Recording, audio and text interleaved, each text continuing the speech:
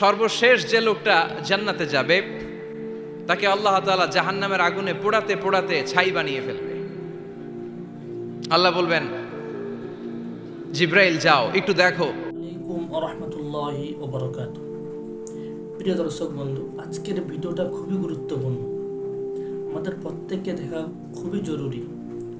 কারণ জান্নাত জাহান্নামের ঘটনা আমরা প্রত্যেকে মাশাআল্লাহ কম বেশি শুনেছি, কিন্তু সর্বশেষে যে জাহান্নামে থাকবে বা সর্বশেষে যে জাহান্নাম থেকে জান্নাতে যাবে, আল্লাহ তাআলা তার সঙ্গে কেমন ব্যবহার করবেন, বা জিবরিল আমিনকে পাঠাবেন এই জাহান্নামী ব্যক্তির কাছে কি বলে পাঠাবেন, বা কি জিজ্ঞাসা করবেন, জিজ্ঞাসা করে তাকে জান্নাতে দেবেন, বা ওই জাহান্নামী ব্যক্তি যে জান্নাতে যাবে সে আল্লাহকে কি বা বলবে, তা আমাদের প্রত্যেকেই শোনা খুবই জরুরি। কিন্তু কারণ আমরা হতে পারি, আমরাও জাহান্নামী হতে পারি। আল্লাহ সবাইকে জান্নাতের মাকাম দান করুক, আমিন। চলুন আমরা মিজানুর রহমান আজহারি সাহেবের মুখ থেকে ভালোভাবে বিস্তারিত জেনে নেব। ভিডিওটা শুরু করি। আবার দেখো, খুঁজে খুঁজে একজনকে পাবে, সামান্য ইমানের ছিটে ফোঁটা তার অন্তরে ছিল। আল্লাহ বলবেন, যেহেতু ছিটে ফোঁটা আছে, অনেক মায়ের খাইছে, ওকে বের করে জাহান্নাম থেকে বের করে একটা নির্ধারিত দূরত্বে রেখে দাও। রেখে দেয়া হবে, কিন্তু জাহান্নামের আগুনের লেলিহান শিখাতে তার গা ঝলসে যাবে। সে আল্লাহর ডেকে বলবে, মাবুদ তোমার কাছে আমি কিছু চাই না, জাহান্নাম থেকে তুমি আমাকে বের করেছো, জীবন নদীর পানি তুমি আমার গায়ের মধ্যে ঢেলে দিয়েছো, আমি আবার সজীবতা ফিরে পেয়েছি। আমি তোমার কাছে জান্নাত চাই না, শুধু নিরাপদ একটা দূরত্বে আমাকে রেখে আসো, যাতে জাহান্নামের আগুন আমারে কষ্ট দিতে না পারে। আল্লাহ, আমি কিন্তু তোমার কাছে জান্নাত চাই না। কি চাই না? জান্নাত চাই না, কিন্তু জাহান্নামের আগুন আমারে কষ্ট দিচ্ছে, এতটা দূরত্বে রাখো যাতে জাহান্নামের আগুন আমার গায়ে না লাগে। আল্লাহ বললেন, ওকে রাখবো, কিন্তু আমার সাথে একটা কন্ট্রাক্টে যেতে হবে, যে এটা তোমাকে দিলে তুমি আর নতুন করে কিছু চাবা না। সে বলবে আমি রাজি, কন্ট্রাক্ট হয়ে যাবে। আল্লাহ জিব্রাইলরে বলবেন, যাও এমন দূরত্বে রাখো যাতে জাহান্নামের আগুন ওরে কষ্ট না দেয়। রেখে আসা হবে, অনেক দিন সে ওখানে আনন্দে থাকবে, আল্লাহ শুকরিয়া করবে। সে মনে মনে বলবে, বেঁচে গিয়েছি, আমি বেঁচে গিয়েছি, জীবনে আর কিছু চাই না, জাহান্নাম থেকে আমি বেঁচে গিয়েছি।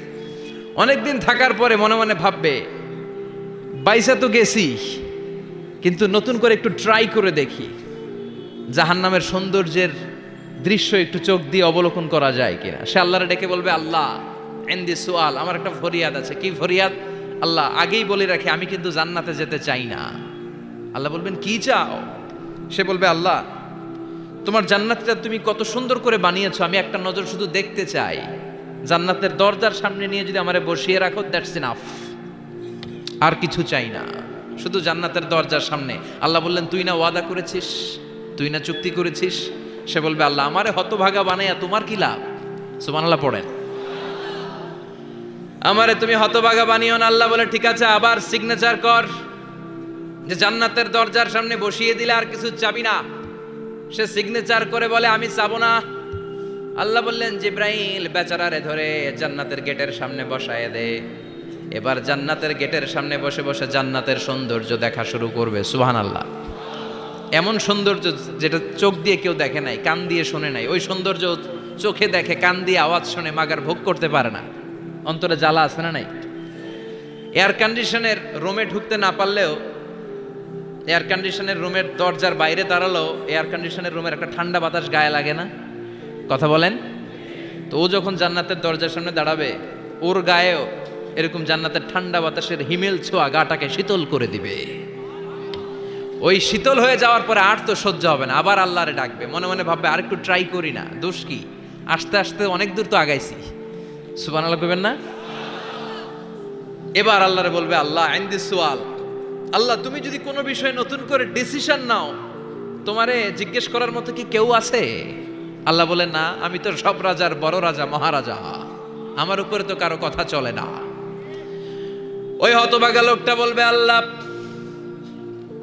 এত সুন্দর জান্নাত তুমি বানালাম, চোখ দিয়ে সৌন্দর্য দেখি, কান দিয়ে আওয়াজগুলো শুনি, হুর আর গেলমান হেঁটে বেড়ায়, এত সুন্দর জান্নাত চোখ দিয়ে দেখি, ঢুকতে পারি না, আমারে কষ্ট দিয়ে তোমার কি লাভ?